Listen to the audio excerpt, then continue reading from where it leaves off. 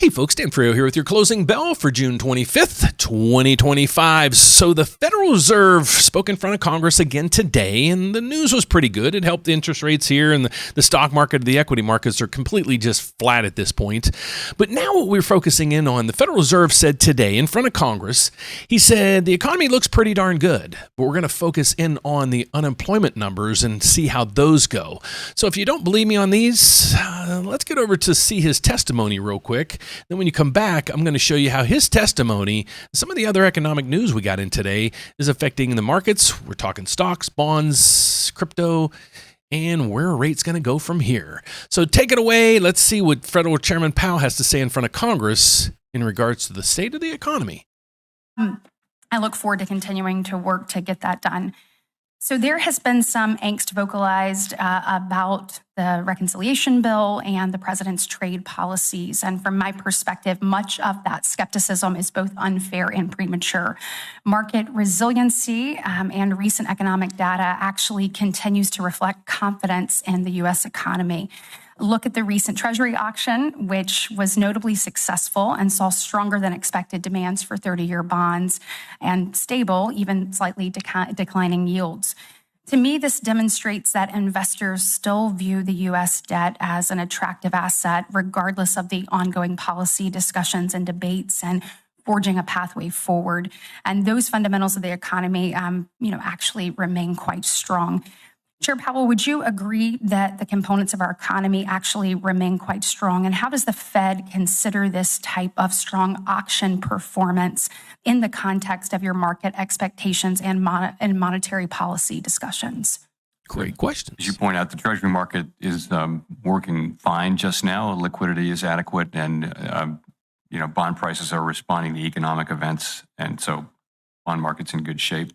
In terms of the strength of the economy, I would strongly agree.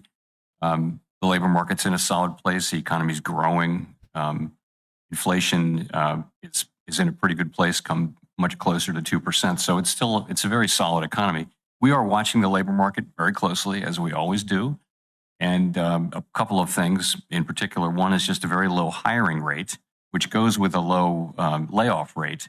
But if we were to start to see layoffs, we would see unemployment go up quickly, and so we're watching that carefully. But we really the labor market has remained solid, and I would agree with your overall characterization.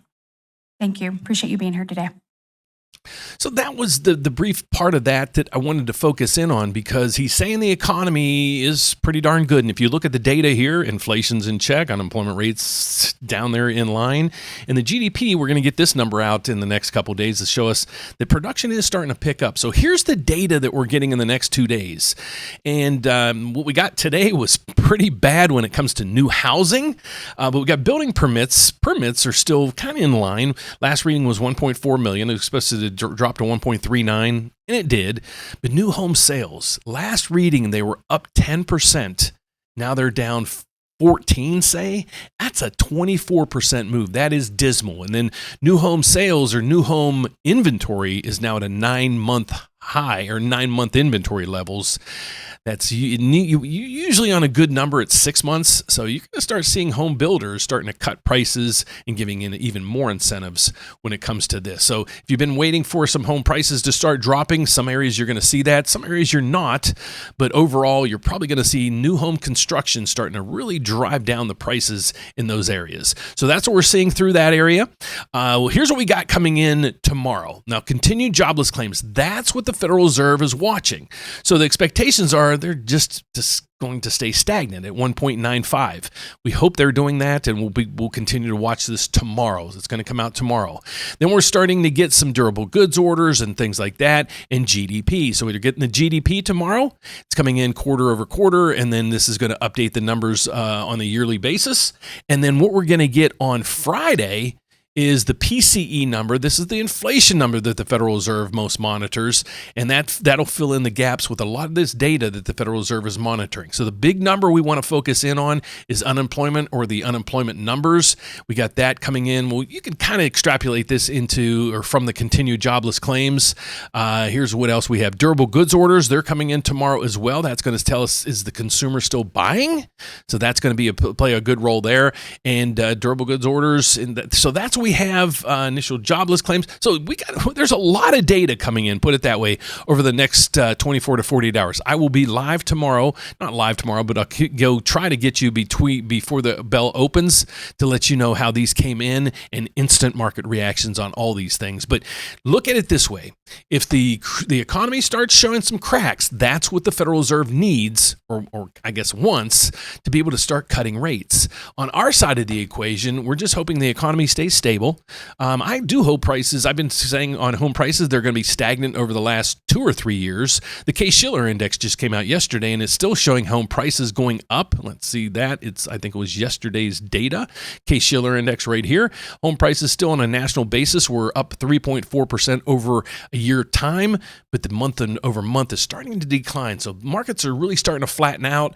I've called that for the last 2 or 3 years. Now the numbers might start moving back in the ranges I thought, because about 2 years ago I said the markets are going to be flat. Well, the markets went up 3, 4, 5% last year, and they're up 3% this year. So even if we get down 5, 6, 7%, they're right in the range that I was expecting the home prices to be. So that's what we're seeing. But some home areas, they're dropping more, and other areas like Chicago, we're doing fine here. So there's a dynamic there that you really have to understand your local markets if you're looking to buy into this market. So that's what we're seeing on the news front. If you go over to the equities right now, across the board, it's basically just mixed across. We got the Dow Jones down 100, NASDAQ up 60. So basically no news there. We got the VIX still going down. A tag at 16 is great news for the anxiety level on Wall Street. Let's check the oil prices here. We're back below $65 a barrel. That is good on the inflation front.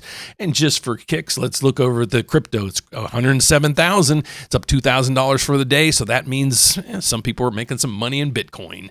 So before I forget, before you guys go out there and look to buy a house or buy a car, and there's a reason I'm doing this, and so don't click the dial, is when the banks pull your credit, what's happening is the credit agencies now can sell your financial data, and they're doing it. I'm getting calls from my clients after we pull their credit. They're getting 20, 30, 40 phone calls, emails, texts, and everything. If you want to stop that from happening, now this is if you're looking to buy a house or buy a car, when the lender pulls credit for those type of loans, that financial data is being sold. If you want to stop it, go to optoutprescreen.com. I'll have the link down below. All you have to do is fill it out. I didn't create this. It's trying to get through legislation right now that they should stop these things. They're called trigger leads. Just Google it. I actually got some information from the government today that this just passed one other stage in the government. So this might become legal at some point, that we're illegal for them to sell the data. But until then, check this out. You might be interested in that.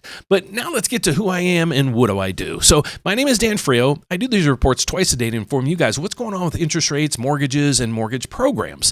We try not to talk about home prices because they're completely local to your area. Even where I live, if you go a town over, the market's completely different. So you have to know where you're buying. But where I can help is when it comes to the financing. So I work at a federal bank, and that means I'm federally licensed. So I'm in all 50 states as well as Puerto Rico. So if you're out there, I'd love to help you. Here's a unique thing that we do, though. You're out there, you're probably looking, okay, Dan, do you have the best rates, though? Well, let me say I got pretty darn good rates, because here's what I do for you. We have a slogan: one application, one credit pool. We're going to shop your loan over 30 different lenders. Now, how do we do that? I actually had a live event this afternoon. I showed you guys how to do that. But if you're interested in that, what happens is at the bank I work at, it's a federal bank, we've set up with 33 other lenders at this time to be able to offer you their programs, their rates, even their boutique programs, like right through here. We have a $7,000 down or $7,000 grant program. What this is this one of our investors has this. And if you're for first-time home buyer or home buyer looking to put down 3%, that's all you really need in these days and age to buy a house, we're going to give you 2 of those 3% up to $7,000. So you might qualify for that. Check out that video. But that's it for today. If you want to get started or reach out to me for some help, just go to therateupdate.com. You can put in your application right across here. You can give us a call. Our phone number is right up at the top, 844-775-5626, or you can even reach out to me by asking Dan here or just requesting a consultation. So thanks for watching, folks. God bless. Hope you have a fantastic evening, and I'll be back to let you know how all these numbers come in tomorrow morning and how they will be affecting these things over here. So thanks for watching. See you tomorrow. God bless. Be safe out there, folks. Bye-bye.